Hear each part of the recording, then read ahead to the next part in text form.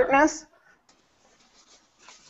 Hi, I'm Meg Riley here in Minneapolis. You're here for an hour of The VUU. I'll have our regular panelists introduce themselves first, and we have special guest Don Southworth, the Executive Director of the UU Ministers Association, with us today to talk about new trends in ministry. Hi, I'm Joanna Fontaine Crawford. I'm in Houston, Texas. Hello, everyone. I'm Patrice Curtis, and I'm in Concord, California. Hank, are you there? Hi, I'm Tom Shade, and I'm in Ann Arbor, Michigan, where it's a beautiful day again. Wow, it's fabulous. Excellent. Hank might be asleep. Hank! Oh! Hank Perk here, speaking to you from mighty Medford, Massachusetts.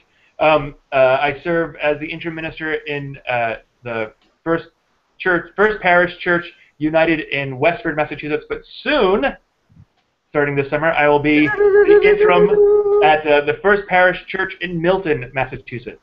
So I'm very excited. So. Well, you and Parisa are almost like separated at birth personality, so will people even notice that there's been a switch?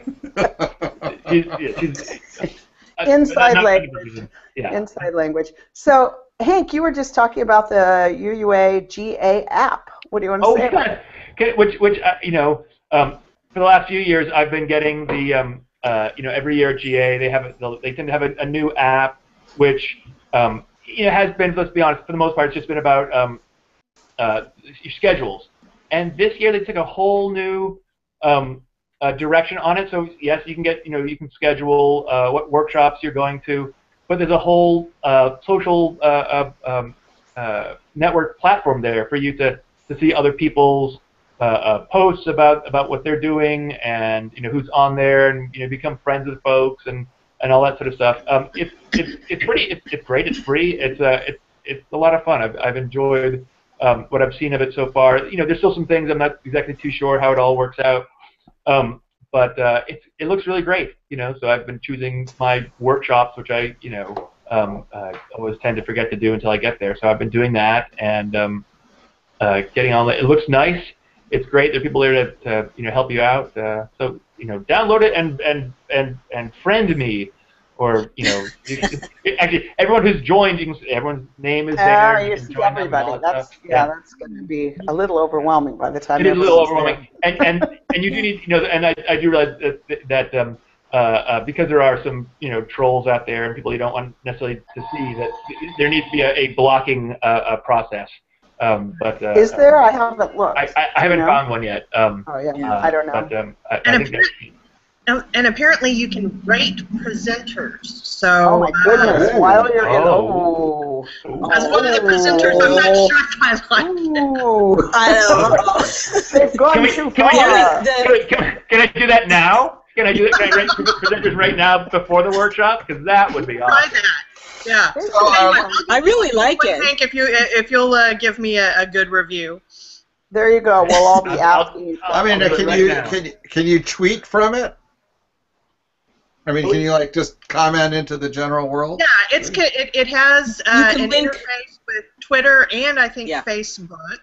Facebook, yeah. See, I went to a conference where everybody tweeted what they thought was like most important during a presentation, and then they attached to the record of the tweet stream on each session. So you didn't have to take notes because everybody else was taking notes. You could go back and see what everybody else was thinking was important in that session. So it was great for people like myself who can't tweet and, you know, listen and think at the same time. So that's my favorite use of Twitter. And in fact, my ordination was tweeted, and there's now a Storify of my ordination. Oh my! Warning: so cool. If you're going to do that, I think it's a great thing to do. But if you're going to do it, be sure and say something at the start, because apparently my dad was sitting there the whole time looking over at these ministers who I had told to do this and going, "They're just checking their email during my baby's ordination. How rude!" So, Hank, are a lot of people coming down from New England? Down to Providence, down to Rhode. I think so. Yeah. It should be Oh wait, sorry. I'm just hashtagging. So there's one thing. Okay, so while just, Hank is social mediaing, I'm just going to say the one thing I'd like to see on the new app. I really like it. The one thing I'd like to see, though, is the ability to add my events.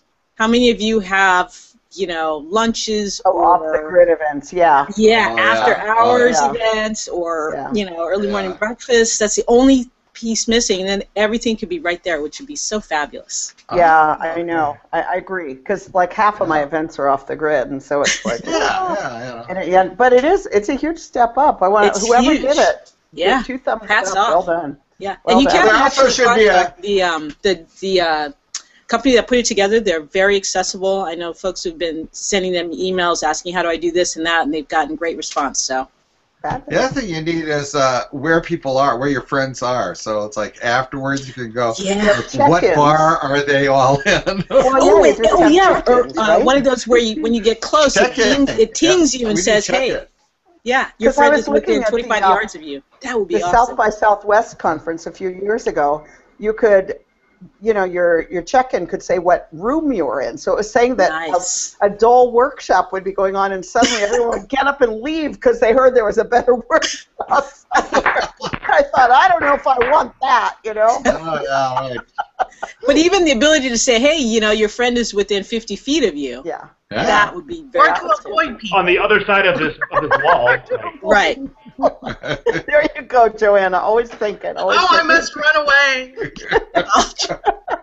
Hey, Patrice, what's up in California these days? I hear there's some drama with there's immigration. Yeah, there was a sit-in at Kevin McCarthy's office, Republican, to get him to support immigration reform. And a couple of folks, it was civil disobedience, and a couple of folks got arrested. One Linda Haggerty, who's a UU, wearing her Standing on the Side of Love t-shirt, got arrested. Basically, the office closed, and they refused to leave. And as they were taken away, the supporters were chanting, "We love you," and after they were gone, they started chanting, "Let's have a vote," or something to that effect. So they basically want immigration reform to come to a vote. So Linda Haggerty is actually on the action team of the UU Justice Ministry. She hasn't even had her first meeting yet, so she just volunteered to do that a couple weeks ago. And she's out there and representing us. So it's great to know about these small stories, these, couple of people being arrested who are just out there, standing on the side of love in really kind of amazing ways. So I'm really glad to be able to lift her up. Yeah. And I led that by saying there's drama in California. I just want to name, because it's really going on, that Star King School for the Ministry is also in a really dramatic moment, and that many of our viewers know this, and that all of us here, I'm sure like all of our viewers, know people on every side and in every bit of what looks to be a very painful and personal and heartbreaking time for that school. So I just want to lift up our care for everybody in that situation, to say I never think it's helpful for people on the edges to start taking sides in conflicts, and to say that we know that Reverend Rosemary Bray McNatt is going to be a fabulous new president there. We know that it's a fabulous school, and our attention is all focused on positive forward motion for everyone. So blessings to that group of people who I know are really torn up right now in the inner circle of that. But that's not the kind of thing, really, that we're going to spend time on here at The View. I'm happy to report.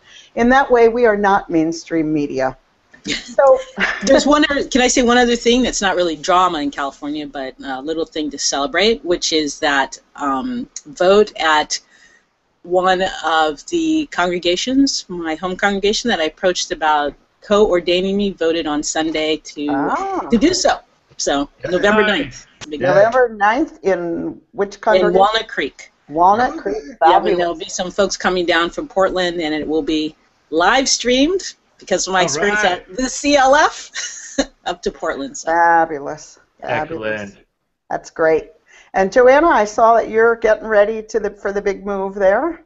Yes, getting ready. The bookcases are all gone and put into storage while we try to get this house ready to put on the market, and about to close on another house. And another big change this Saturday, my oldest is graduating from high school. So he's the commencement speaker, and I think I'm going to read his I started to say sermon.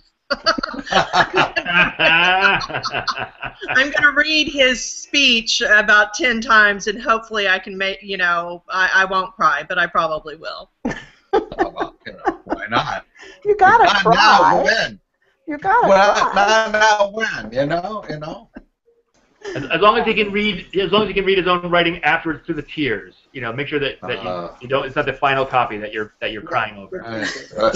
Those laminated sheets are really good too. Yeah. For I thought you were going to read it. I thought you were reading it 10 times so you could mouth the words at him if he forgets it. You were trying to memorize it. This is a debate kid. He doesn't need any help from me. No. You have to teach him how to do that ending that ministers have with a lot of lettuce in there, Let us do this. Go forward. Go forward and, get that kind of dreamy look in our face. Give them all the tricks of the trade, Well, speaking of that dreamy look, glance, ministers get in their eyes. Today we have Don Southworth with us, who makes all ministers look dreamy. Don is like, ay. Yeah. What have I got myself into? Hey, We need Don. Where's Don? We want Don. That is ministry. So, Tom, you're working with UUMA. Why don't you introduce Don? That'd be great. Well, Don is the executive director of the UUMA, and he is I'll say this, he gets more done than almost anybody else I know. He is working with the UUMA, the UUMA executive, or the board of trustees, which is about 8 people, the center. He's setting up a new committee on collegial relations, which is going to be another 8 or 9 people. He activates volunteers. They got a staff of 3 other people as well as himself. And he keeps all these balls in the air, and he's getting a lot of great projects done. And he is the most encouraging person I have ever worked with. He's just great. So I love him, and I'm really happy to have him here and to talk about all the things that the UUMA is doing and what they're trying to do to improve the quality and excellence of our ministry around the country. So welcome, Don. How are you? Welcome, Don. Thank you, Tom. Geez, I'm getting that look that you were talking about after that. There you go. He was looking dreamy at you, I'm telling you. So, Don, of all of that, Tell us more, Don. oh, Don. All right, I love the guy. Come on. He's not my boss. He doesn't pay me. Actually, I do this all for nothing. Hank, you're all my bosses, so I got to be really good at this thing. Oh, yeah. Oh, that's right. Wait, that's the wrong face. We need the frowny face. Yeah, right. And you believe that as much as I believe when people in the church say that to me. Oh no, never mind. I'll just stop. Right. Yeah, never mind. So, Don, of everything, Tom just gave a long list of stuff. Where should we start? What are you most excited about at this moment? I know it could change the next moment, but what's got you jazzed? Well, it's funny because I was up in Canada a couple weeks ago, and I decided just to talk to the colleagues up there about the new things we're doing, not things that we've been doing for a few years. And it took me more than an hour to go through them. So I know we don't have that much time. I'd say 5 quick things that I'm most excited about at this moment, and I'm not counting the Ministry GA craziness that we're in, because we have a lot of exciting stuff happening there. So Beyond the Call, there's a lot of call in our work, and so Beyond the Call is a program we started a couple of years ago, a 2-year in-depth program of study for different skills of ministry, and we're about to wrap up our first one, which is on preaching and worship arts. Our next one is even in some ways more exciting. It's going to be on entrepreneurial ministry, and it's going to be we do this in partnership with the UUA, and we're going to have hopefully 25% of the participants will be interfaith participants, so it's across faiths. We're working with business schools around the country, so we're having people who have both business expertise but also a lot of ethical and sometimes religious expertise. So it's going to be a 2-year program starting in early 2015. Applications will be up in July. So that's beyond the call. Fulfilling the call is something that came out last year, and we're still finding people to know about it. So I'm going to do a little showing here, show and tell. Fulfilling the Call was an 18-month project. Tom's got his handy. It was an 18-month project of between the UUA and UUMA about kind of creating a model for ministry in the 21st century. This is the 9 duties of ministry. And what we've done with that over the last year, we introduced it last year, we started one of the other new things that Tom's very involved in, we're excited, called UUMA Connect, which is an online way for us to connect with each other and an online group of resources. And we used Fulfilling the Call as the framework for that. We're about to roll out an evaluation tool, so both ministers can use on their own, but also that congregations can use to both get a better understanding of this crazy work of ministry and the breadth and depth of it, and also to work with the ministers and how to help get them, help to, in partnership, work together about how they can continue to improve their skills as ministers. So Fulfilling the Call's exciting. There's always new stuff happening there. Sustaining the Call is... Whoa. Then we need to ask...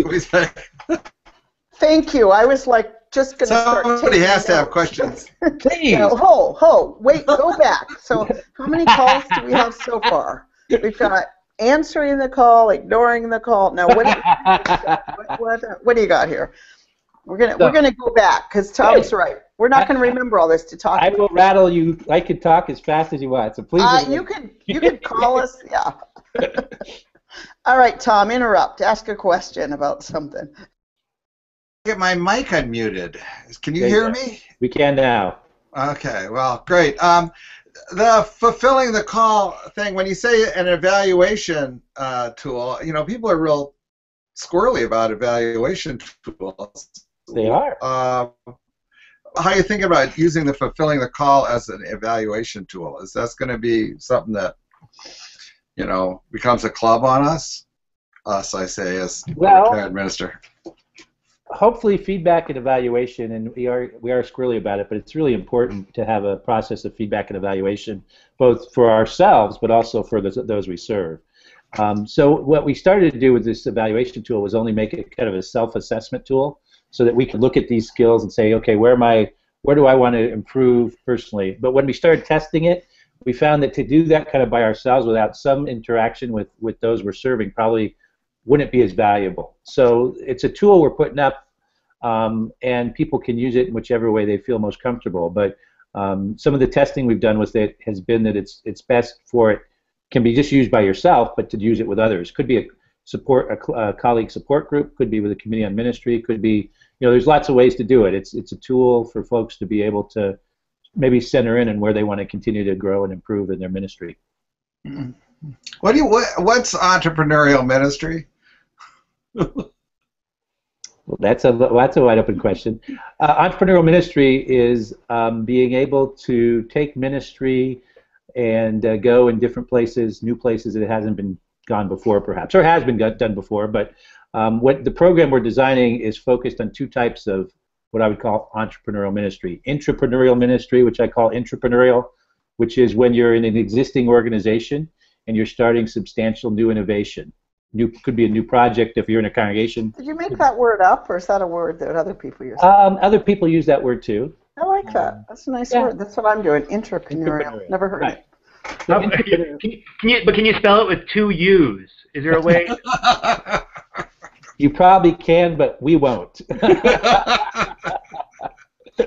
If you're UU, you can always use 2 That's U's. right. Yeah, we've actually been pretty intentional not to do the double U's in too much of our stuff at the UUMA. Hey, you're on the VUU right now, buddy. Watch out. Watch out. Just watch out. Entrepreneurial. Oh, come on, the VUU is so fabulous. I always get to say what I tell people about. I always get to get a little like VUU, VUU.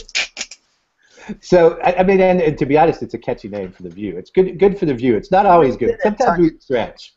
The Queen of Boston always wanted to start a group called Stupid with 2 U's. But Is that how they I'm actually say it interested- down there, Joanna? Steve? So I know you didn't finish that, but as you do talk about the entrepreneurial part, I'm really interested in the multi-faith piece of that. I'd love to hear more about that too. Yeah. So what we've reached out to.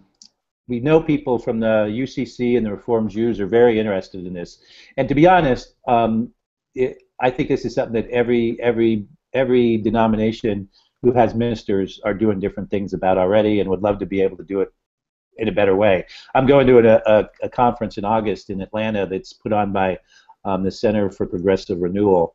I think I get all these progressive names mixed up, but it's Michael Piazza is the co-director, and so it's kind of an institute. It is an entrepreneurial institute, so we're not the first ones doing this, but we want to make sure that in many ways, if you're doing entrepreneurial ministry now, it's going to be in partnership with others. It's not going to just be in a UU setting. It might be in an interfaith setting. It might be so having us be able to study and work together with folks of interfaith, we think is going to make it a really rich program.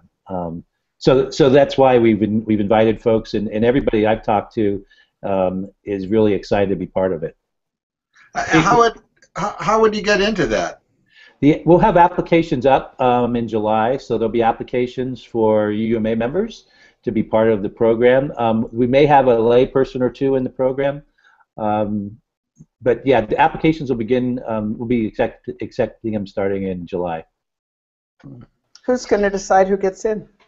We have a core design team that's made up of folks from across different parts of the UUMA and UUA, and we've been doing application stuff for about 5 years, and it's always the hardest part of the job. Yeah, I bet it is. Because we've got such great people, and you have to, you can't say yes to everybody. Because I can imagine that there would be people just coming through seminary who'd be really excited about that, and then there'd be old timers, the more entrepreneurial types, and getting the right balance of all those folks. Yeah, that'll be a challenge. Yeah, it's going to be a challenge, and I think what's going to happen if pick me.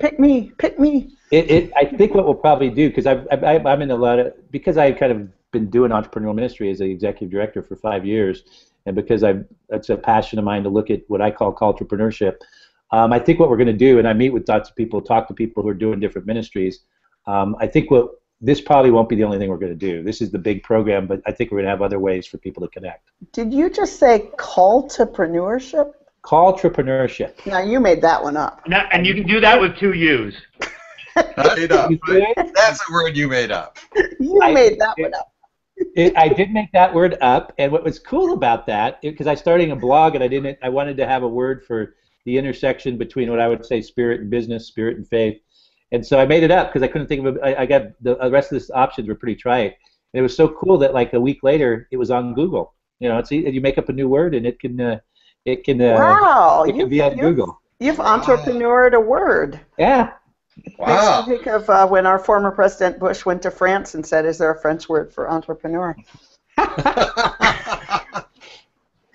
Entrepreneur is my word. I will take full credit or blame. Did he really say that? That's what they said. He was quite quotable, that one. Yeah. He went to school in New England. Remember that. He wasn't a part of the Texas system there.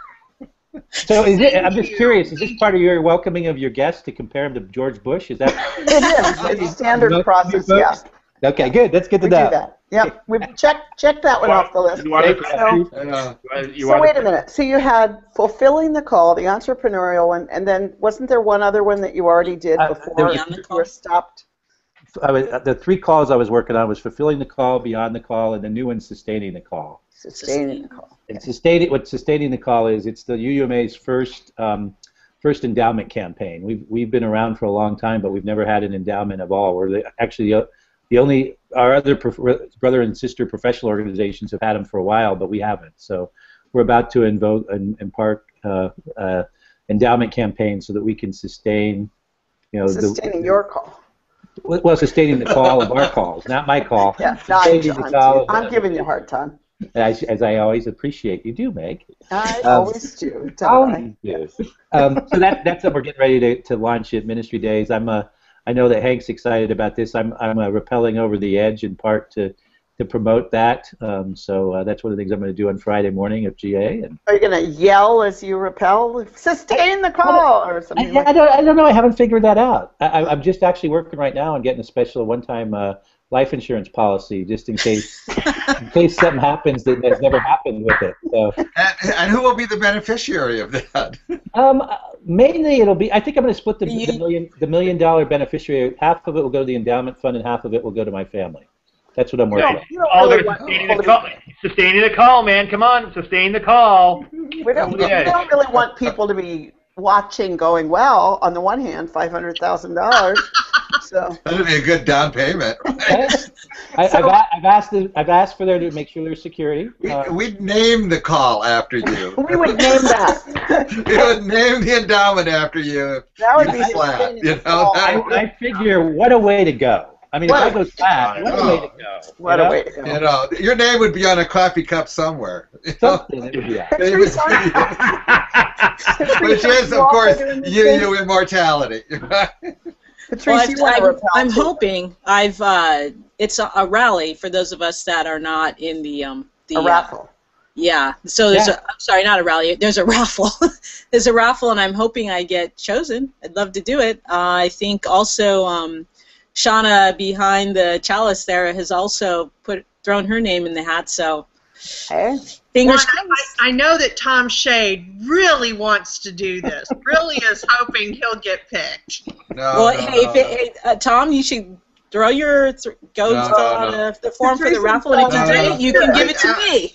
Someday Shauna, I think life tell you the insurance story policies with CLF as the beneficiary. There we go. We're on a roll here. I had somebody do that in my church. They said they were given a life insurance policy. They were just a young couple. They were given life insurance policies by their employers, and they had life insurance through, they had this extra policy. So they put the church down as their beneficiary, as nice. So we prayed for their health every week after that. We do. Okay, before we go back to Don, we're about halfway through, so let's just say who we are again for people coming in late, and then we'll get serious, Don. Really, the second half of the show is very serious. Oh, very serious, yes. Always, every week. So I'm Meg Riley here in Minneapolis. Hello, folks. Hi, I'm Joanna Fontaine Crawford in Houston, and also if you are on Twitter, our hashtag is #TheView, so if you have any questions for Don or for any of us, put them there. Hi everybody, I'm Patrice Curtis in Concord, California. And I'm Tom Shade in Ann Arbor, Michigan. Hank Purse speaking to you from Medford, Massachusetts. Okay. Now, Don, you said you were going to talk about 5 things, and I figured out 4. Yeah, good. So what's your 5th? The fifth one is something that we're excited about that just came out last week, and it connects with something we've been doing for a few years. There's a new book that came out last week called Not for Ourselves Alone, and it's a book of essays that came out of the conversation the UUMA began 2010 titled Whose Are We? And so it's conversations about theological reflection. There's several exercises. It's really designed for congregations and small groups to read the essays and reflect together on some spiritual deepening. So we're excited about that, not only because it's a new book that we're part of, but also we've been doing these. Every 2 years we do a different new conversation for the UUMA, and that we always have built into that a hope that it will find its way into the larger movement. So we did Whose Are We 4 years ago. We're just finishing up our second conversation titled Who Are Our Neighbors, which was on multicultural awareness and development. And we're excited about the work that's coming out of that. And we're getting ready for our next conversation that'll begin early 2015. And is that Burton Carley and Laurel Hallman? Laurel Hallman and Burton Carley are our co-editors. They were our train-the-trainer facilitators. We have a GA workshop where a couple of the essayists will be presenting on the panel, Cheryl M. Walker and Bill Sinkford, and Laurel and Burton, and we're going to have at our booth, we'll have a book launch party and chance for people to get signed copies. So the early reviews of it have been really, really positive, and so we're hopeful it's a real good tool for folks in their ministries and in their congregations. So Don, what's going to happen at Ministry Days this year? Well, it'll be one of our biggest because it's in New England, so we're expecting about 650 colleagues to be there. And we're going to practice rappelling. We're going to practice rappelling. That's all that's going on. The ropes course. The whole thing's a ropes course. Oh my God. Ah! It does appear to be all we care about is the repelling.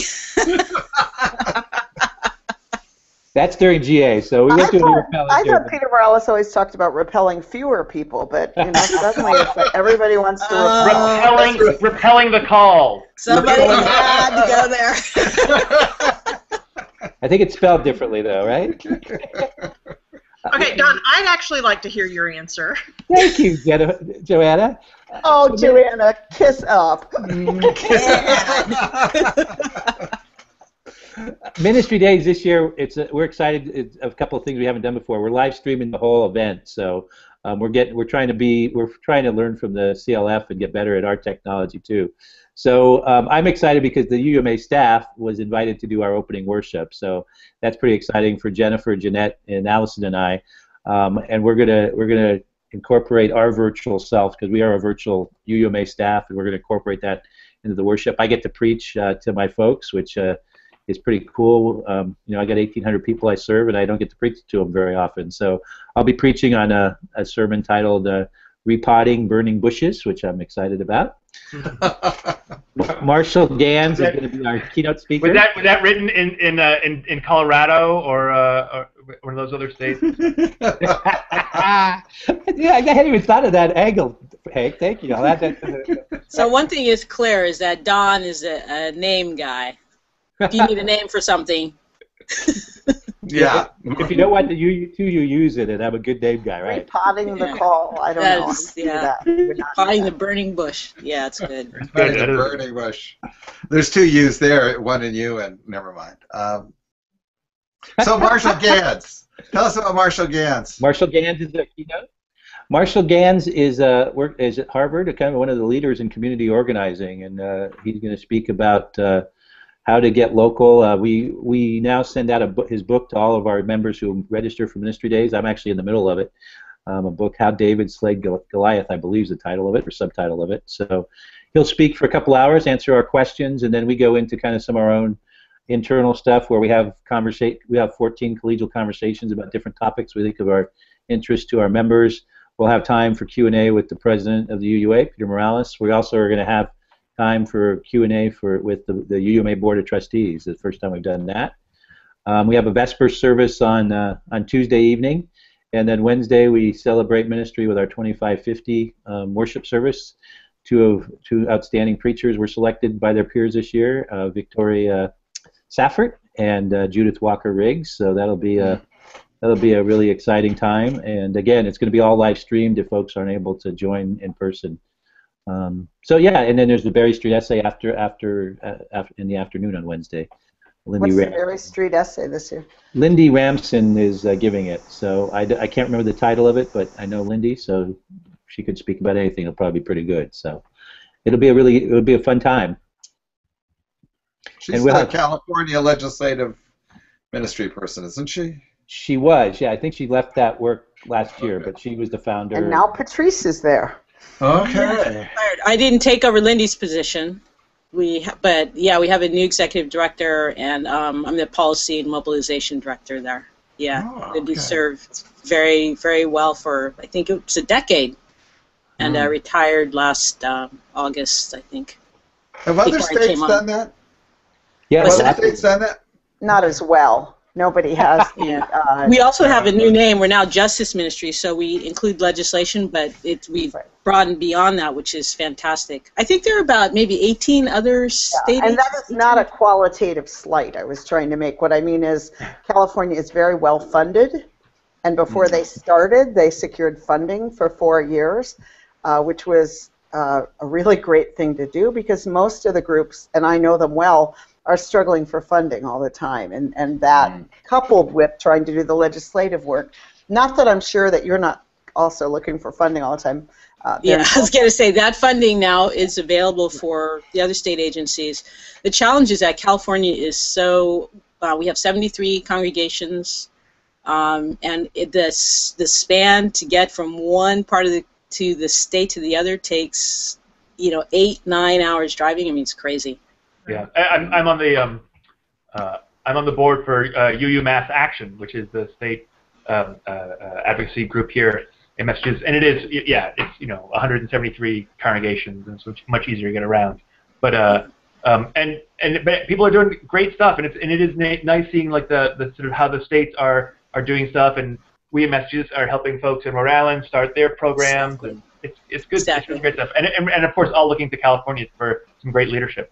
Evan spends about 25% of his time, I think he said, about 25% on the phone with other state agency EDs, just helping them out, answering questions.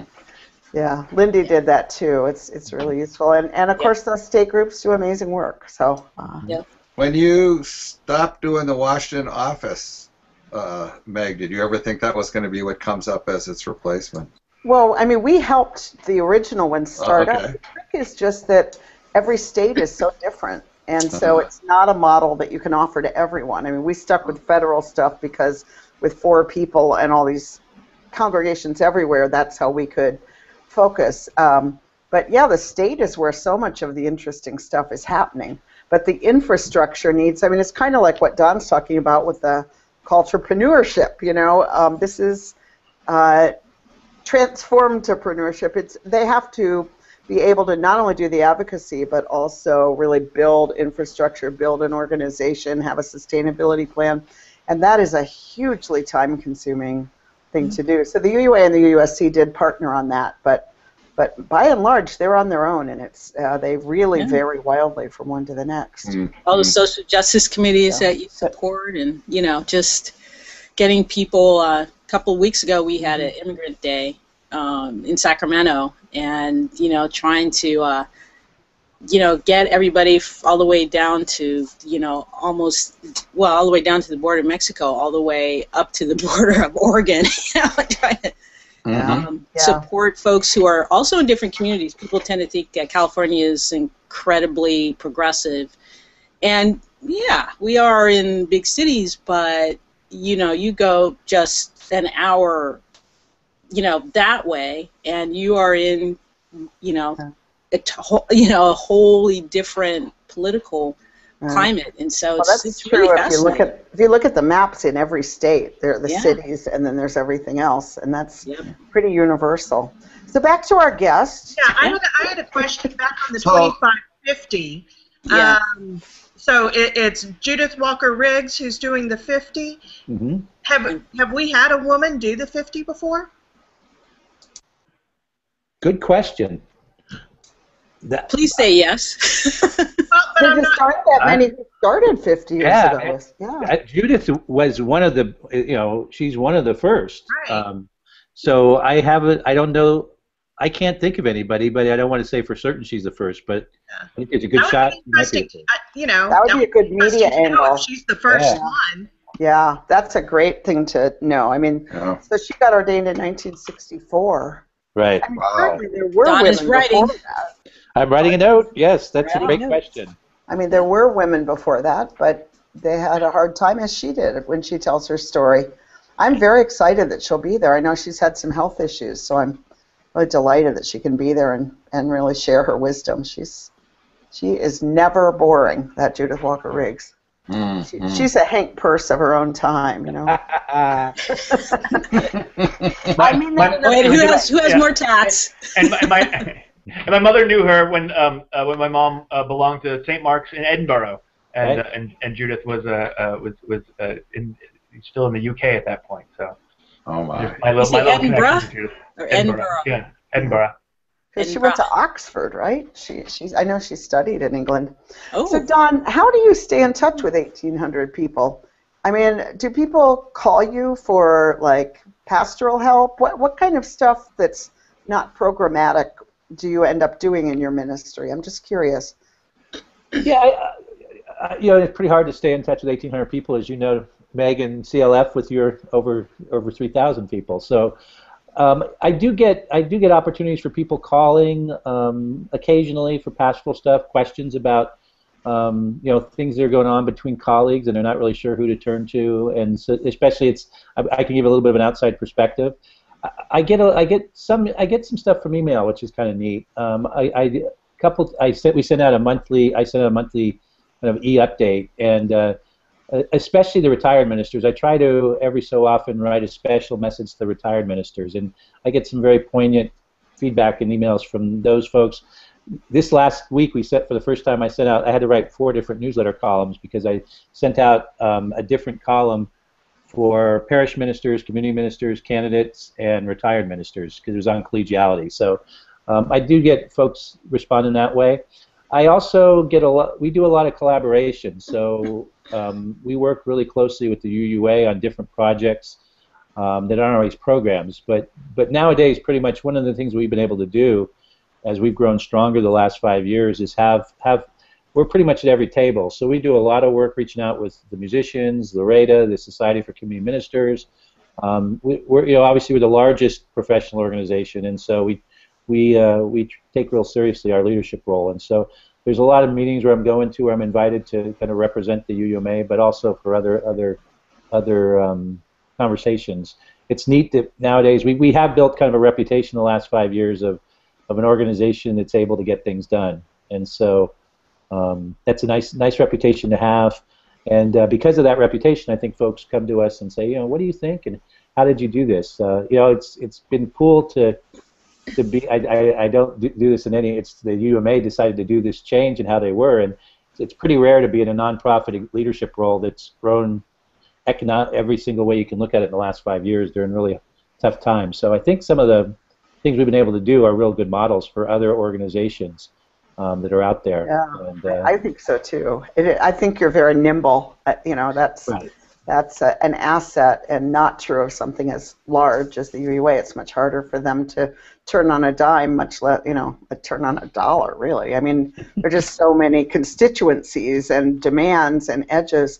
I'm curious about community ministry. What's new there, and how is that with the Society for Community Ministry, and how's that collaboration? I know some of them have a hard time affording dues, and there's conversations like that, and just curious.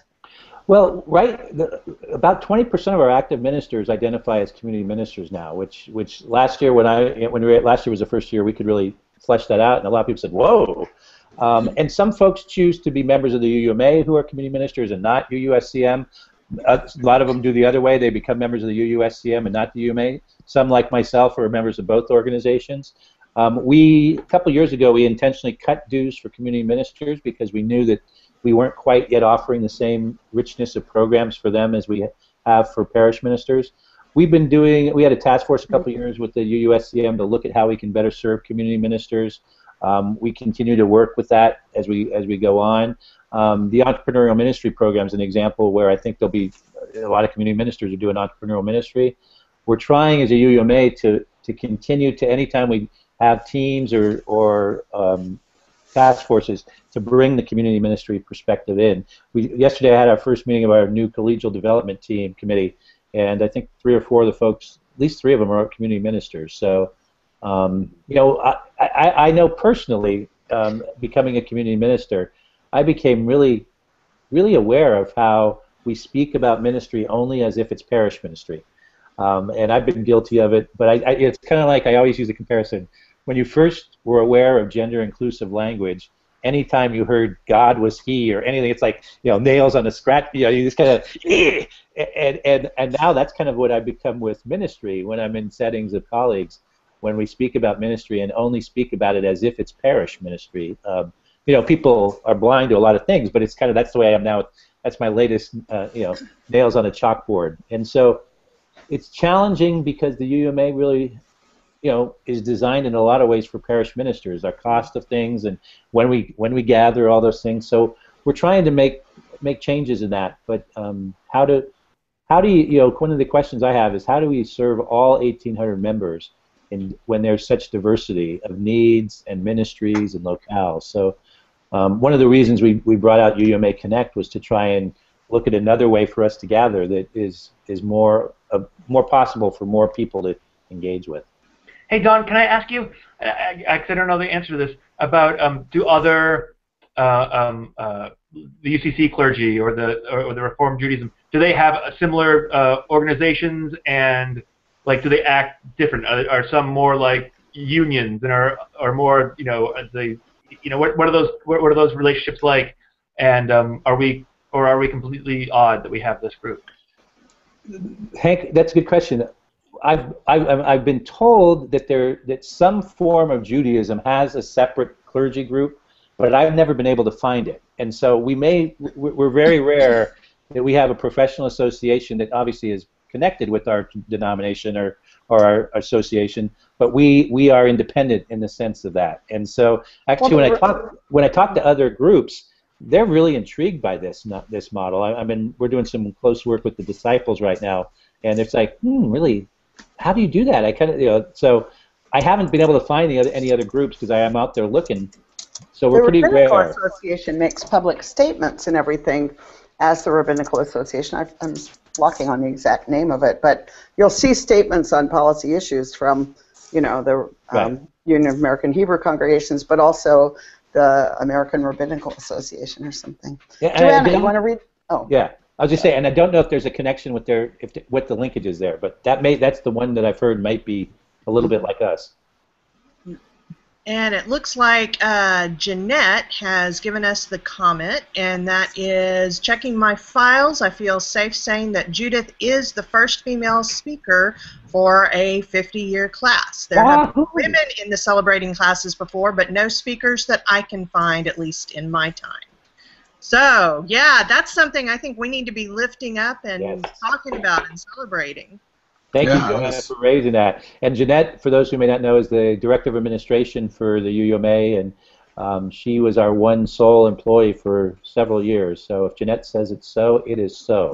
And if Jeanette sings it is so, it is really beautifully so. And She's also an opera singer. Jeanette will be singing as part of our opening staff worship. So you probably won't remember anything I say, but you'll always remember what you said. I will. So back to the community ministry piece.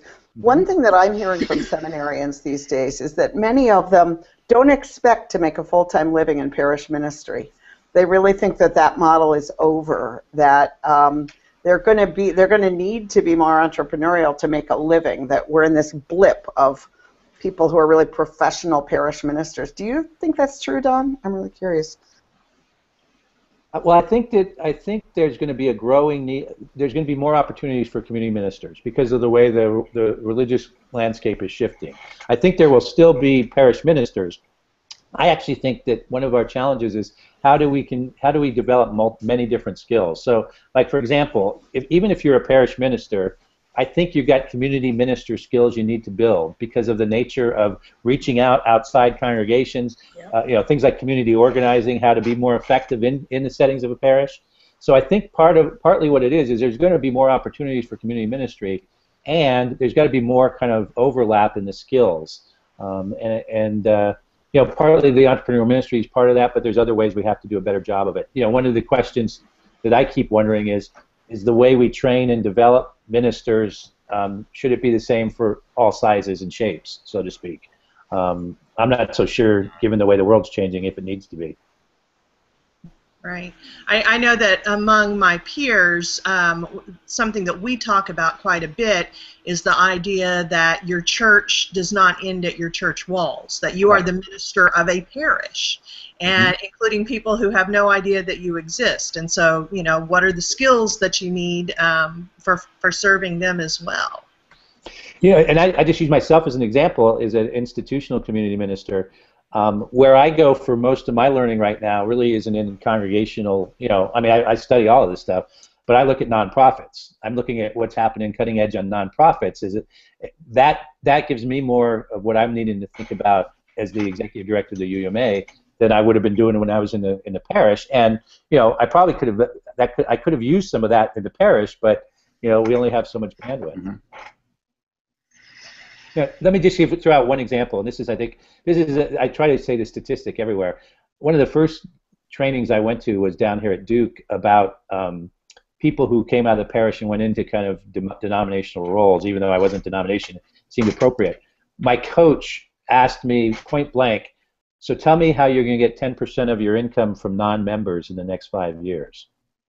And I've been holding that up as something that every single congregation, membership association, we need to be thinking about kind of how are we going to shift some of the economic ways we do business. And that's just an example of something I got out of a kind of a nonprofit perspective that everybody who's a minister should be thinking and asking those questions.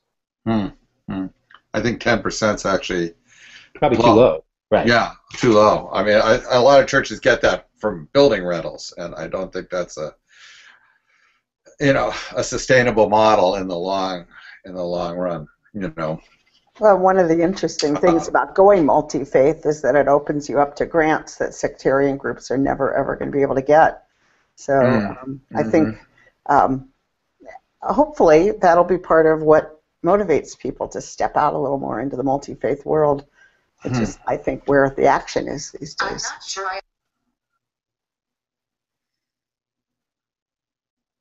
Did somebody say, I'm not sure I agree with Peg? No, that was Siri. Siri somehow thought I was... Wow. I said, I'm not sure I understand. Well, we're going to make Siri the 6th panelist here. Yeah. If Apple says it, then... that is a first. Welcome, Siri. Don, I have a question for you. We talk often about churches being afraid to change or not wanting to change. What about ministers, though? What are you seeing? Are you seeing resistance from ministers to change? Sure. There's always going to be resistance to change, no matter if it's ministers or congregations. I think that it's challenge. I mean, one of the nuances is if you're a minister who wants to lead and be a catalyst for change, how do you do that in whether it's a congregation or a community setting? How do you do that? How much do you go out and lead? How much do you prod? I think there's some anxiety for some ministers about seeing all of us read those articles about what's the future of religion, and so there's some anxiety there. I also think and I'm not like being Pollyanna, but I think there's lots of opportunity there too. And so with some of our ministers, they're anxious about are they going to have enough skills for the new world. But there's also great opportunities, and so all of us have different thresholds of change. Not all of us are going to rappel off a building, obviously, right? And not all of us would, like in this job, I saw this job as a great opportunity. Others would say, you're walking into a place, leaving the security of a congregation, quote unquote, for an acting job, and you're going to get less money. Why are you doing that? So, I think that we have different levels of change in us, and I think part of our job as colleagues is to help each other with the changing world. I mean, that's one of the reasons collegiality is so critical, is that we can be in circles like this and talk about where we're maybe scared or anxious, and have others who can say, well, let's look at it this way, and I mean, that's one of what we get to do at the UMA. The UMA, when we made these changes at the UMA, some people were afraid of them, and we can't pay more money for dues. Are you crazy? It's too, and people were nervous about that, and at least for most indications, 5 years later, it's working pretty well. Don, do you know who we are? All these 1,800 people who are ministers, how many are retired? How many are under 30? How many are what's? I haven't done an age breakdown. I could do that, but I haven't done that breakdown yet. That's a good one for us to do. We know that about 24% of our 1,800 members now are retired. Okay. So that's probably going to grow, given what what the life insurance people say, right? About 15% of that 1,800, what we call candidate members. So those are people who are still in school or have recently finished school but haven't gone to a fellowship stage, aren't in preliminary fellowship. Roughly about 1,000 of them would be active members, more or less. Like I say, about 20% of those are community ministers. But I haven't done an age breakdown. That's probably a good thing for me to check. How about gender? Where are we on gender these days? We continue to be skewing non-male. So that's I don't know. I haven't done a gender slice either lately. I mean, I think that what I've heard numbers from the UA, it's like 55-60%.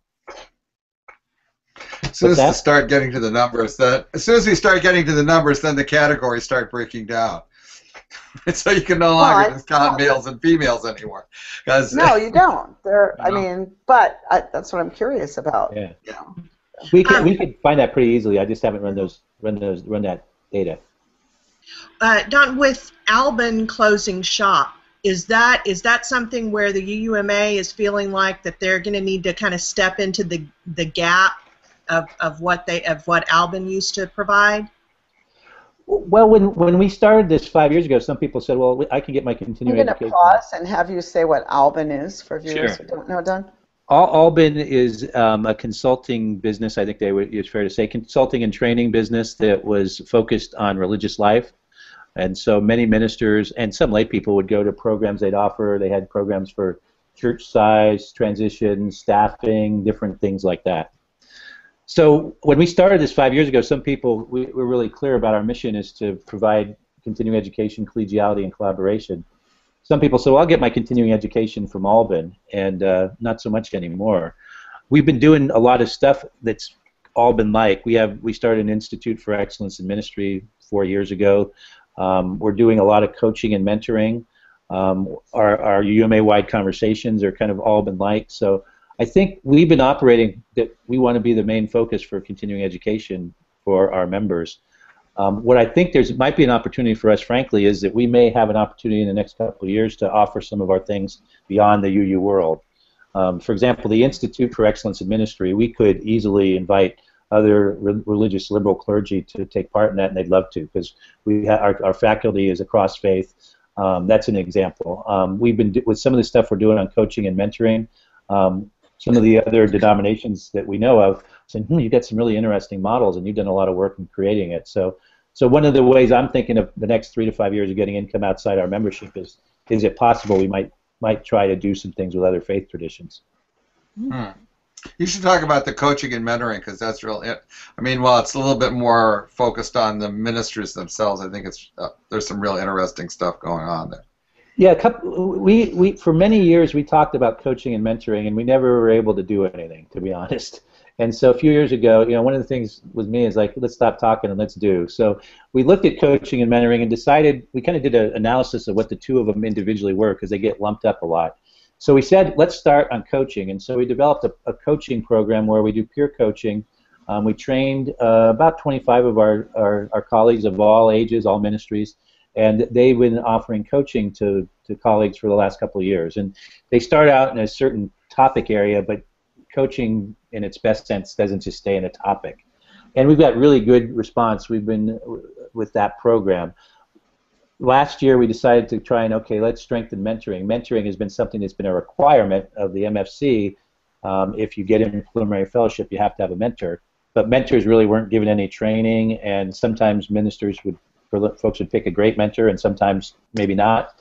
So we've tried to put a little more oomph behind mentoring. So we trained 25 lead mentors a couple months ago, and in the coming year we're going to start working on giving mentoring training and counseling, skill building for folks who want to be mentors. And eventually what we're going to start doing a year from now is offer mentoring to all our members who are both in candidate status and preliminary fellowship. So if they want, they'll have a mentor. Right now it's mandated to have something in preliminary fellowship. So we've been trying to build up the skills of our folks, but we know that to get through ministry is challenging, and you need to keep building your skills. You need colleagues to help you. You need lots of support, and you need wisdom. And so we're trying to make lots of ways for people to tap into that. That's really exciting to hear all the directions that you're going. Congratulations on 5 good years. We are about to wrap up, so let's do last words from the group, and Don will conclude with you. I just want to thank everyone for joining us, and see you next time. It's going to be another great episode. We have Sue Phillips coming to talk about the new Faithify. Don, thank you so much for joining us. Indeed, we'll see you in Providence. Yeah, thank you, Don. Thanks for your service, too. You are serving. Thanks, Don. This has been great fun. Thanks. Well, thanks to all of you. This is the funnest hour I've had in a long time. I'm going to have to rearrange my schedule and be here every year, as many weeks as I can at 11 a.m. You're welcome to come and join us anytime as a guest panelist, if you'd like. Thank you. Sure. All right. Take care, everybody. Have a great week. See you next time. Thank you. Okay. Bye-bye. Bye.